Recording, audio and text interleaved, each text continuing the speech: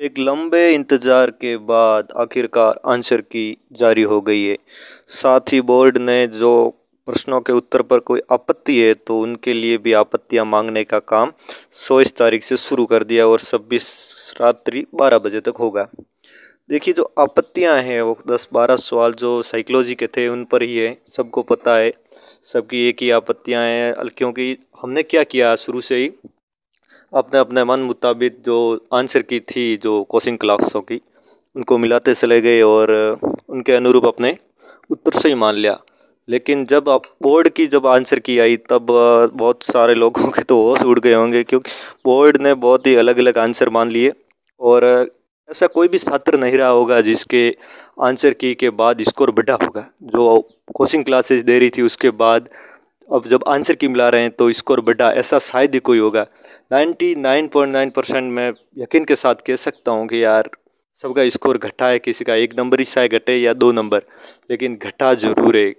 एक मेरा दोस्त है उसके तो 127 से 120 पे आ गया, वो तो खैर उसकी बात अलग है, लेकिन घटा है, सबका घटा है।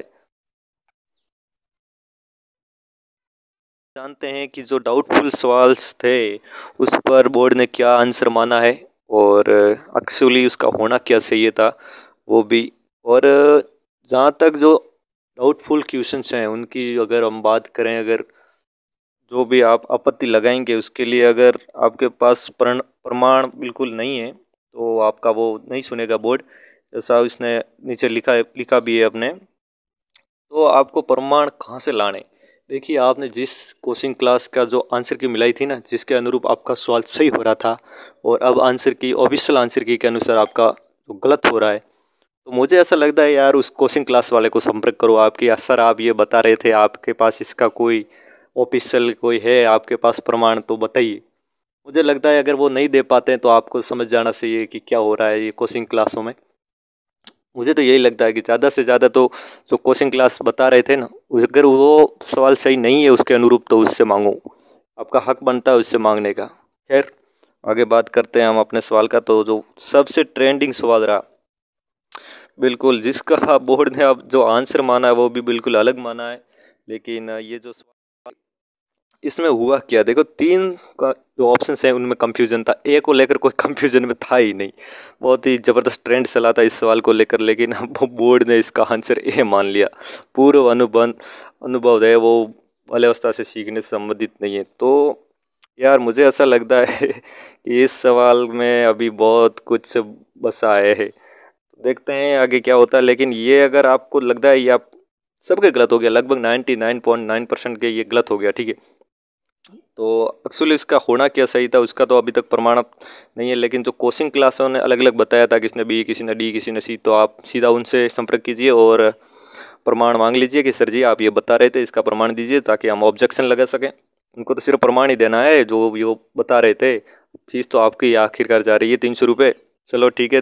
तो मैं अपनी तरफ से कहूँ तो ये सवाल आप निश्चिंत रहें, आपको एक नंबर जुड़ जाएगा जो आपका स्कोर अभी बन रहा है आंसर की के अनुसार। लेकिन ये सवाल बोनस में जाएगा यकीनन, देख लेना, क्योंकि पूर्व अनुभव है वो बिल्कुल सीखने से संबंधित ही है, सबको पता है। ये बोर्ड ने एक मास्टर स्ट्रोक खेला एल लगाकर, ताकि ये बोनस में सीधा चला जाए। और तो एक नंबर आपका जुड़ रहा है, आप तैयार रहिएगा जोड़कर। और अगला सवाल था डाउन डाउन सिंड्रोम के लिए, ये था जो कारण कौन सा था। तो ये सवाल में ज़्यादा कोई कंफ्यूजन था नहीं वैसे, लेकिन काफ़ी कोचिंग क्लासों ने सी बताकर इसमें थोड़ा कंफ्यूजन क्रिएट किया था। लेकिन एक्चुअली इसका तो बी सही था। नॉर्मल से नॉर्मल आप गाइड देखेंगे उसमें भी दिया हुआ है। गुणसूत्रता 21 में जो था वो डाउन सिंड्रोम के कारण है। चलो तो इसमें कुछ खास था नहीं, लेकिन फिर भी चलो नेक्स्ट सवाल। अगला सवाल जो था वो था विश्वसनीयता के अवधारणा से आक्षेप। देखिए विश्वसनीयता किसे कहते हैं, हमने इस सारे गाइड में ये परिभाषा दी हुई गई। लगातार अगर बच्चे के अंक बराबर, किसी भी परिस्थिति में अंक बराबर आ रहे हैं तो वो विश्वसनीयता होती है। और इसमें ऑप्शन नंबर सी में परफेक्ट जो बैठ रहा था कि प्राप्त अंकों की बारंबारता, तो इसमें कोई कंफ्यूजन था नहीं। लेकिन वो समरूपता देखकर बहुत लोगों ने कंफ्यूजन और कुछ तो किया कंफ्यूजन क्रिएट, इन्होंने जो कोचिंग क्लास वाले हैं उन्होंने। तो इसमें आपको कोई ऑब्जेक्शन कोई भी लगाएगा तो उनकी सुनी नहीं जाएगी, क्योंकि ये तो सी ऑप्शन राइट हो। अगला हम बात करें तो था प्रक्षेपणीय परीक्षण का उदाहरण नहीं है, ठीक है। तो जो ये होता क्या एक्चुअली, ठीक है, यानी कि नहीं, ये पूछा था यानी कि जो टेस्ट लिया जाए और सामने वाले को पता ही ना चले कि उसका टेस्ट हो रहा है, तो वो तो होता है प्रक्षेपणीय। और अप्रक्षेपणीय वो होता है जो पता ही ना चले उसको टेस्ट हो रहा है। हाँ, ये जो सवाल है ये थोड़ा सा डाउटफुल क्वेश्चन था जरूर।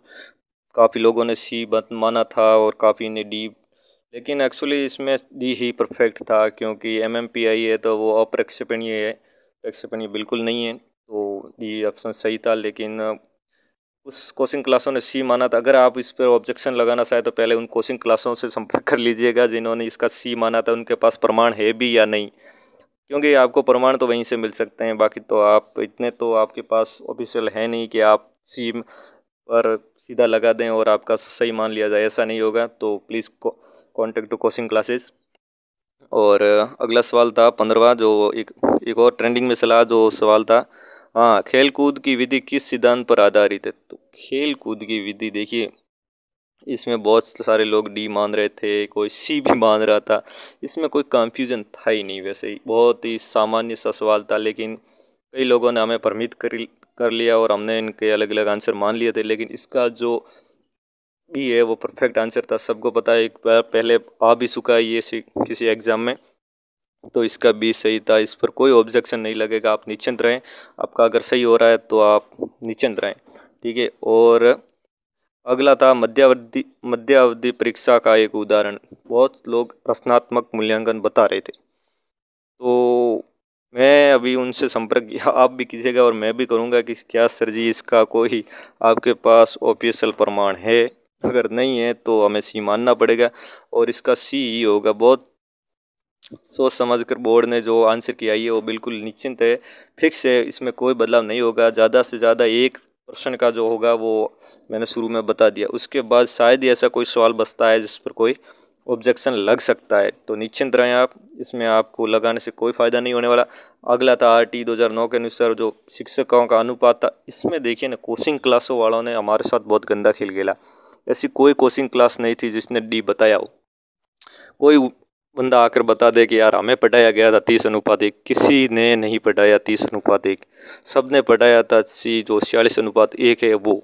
और बाद में कहते हैं ये तो 200 पे था। यार ये धोखा था, एक नंबर धोखा था। और इस पे जो डी है वो परफेक्ट आंसर है वैसे, तो धोखा नहीं होना चाहिए। और ये सवाल तो बहुत ऑब्जेक्शन, देखो ये सवाल तो कोई था ही नहीं, लेकिन फिर भी ये डाउटफुल सवालों में से एक रहा। इसमें क्या था कि अलग अलग भागों को जोड़ना, ठीक है। संश्लेषण विधि में सीधा हमने पढ़ा कि अलग अलग भागों में जोड़ना होता है, विश्लेषण है वो विखंड करना होता था।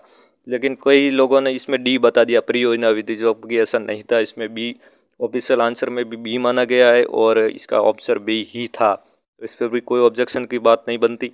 और अगला सवाल था ये, बिल्कुल बिल्कुल ये तो आपको निश्चिंत रहे आप, ये तो सी सबको पता था। इसमें बहुत सारे ए मान रहे थे, लेकिन नहीं, ऐसा कुछ नहीं था। अगर मैंने जो किताब पढ़ी है, मैं आपको कहूँगा कि अग्रवाल एग्ज़ाम 60 में, नाम ले रहा हूँ किताब का क्योंकि मैंने वो पढ़ी है और उसमें ये दिया हुआ था। अग्रवाल एग्ज़ाम 60 में इस तरह से समझाया हुआ था, इन लाइनों के माध्यम से, चिन्हों के माध्यम से संख्या प्रदर्शित करना। तो धन्यवाद उस बुक्स को जिसमें मैंने खुद पढ़ा था, ये इस तरह से ही प्रदर्शित की जाती है। खैर, अच्छा सवाल था, लेकिन इसमें सी राइट माना और ये इसमें कोई ऑब्जेक्शन नहीं लगेगा। और ये तो सीटेट में पूछा जा चुका था सवाल, ठीक है। थोड़ी सी 10 संख्याओं में थोड़ा सा बदलाव किया गया है, लेकिन इसमें तो ग्राफ तारा बिल्कुल सही है, आप कोई ऑब्जेक्शन नहीं लगा सकते। और जो आपने 8वीं की आप बुक्स उठा के देखेंगे तो पहली कहीं में भी ये दिया गया है, दशमलव संख्याओं को ग्राफ द्वारा दर्शाया गया, तो +8, ठीक है। उसकी आप किताब उठा के देख सकते हैं। तो अगर आपके डी बोर्ड ने मान लिया है और आपको लगता है कि आप ऑब्जेक्शन लगाएंगे तो भी इसमें कोई ज़्यादा आपको लाभ होने वाला है नहीं, क्योंकि इसका आंसर है वो डी परफेक्ट मानेगा। बोर्ड इसमें कोई बदलाव करने वाला नहीं होगा, ठीक है। तो ये थे कुछ वो ऑब्जेक्शन वाले सवाल जो आप शायद आपको ऑब्जेक्शन लगाना चाहो तो आप लगा सकते हो, लेकिन जो एक दो सवाल हैं वो तो सीधे बोनस में चले जाएंगे, तो इस पर तो कोई बात बनती ही नहीं है। खैर, वीडियो को लाइक और थोड़ा अपने दोस्तों को भी साझा कर दीजिएगा। और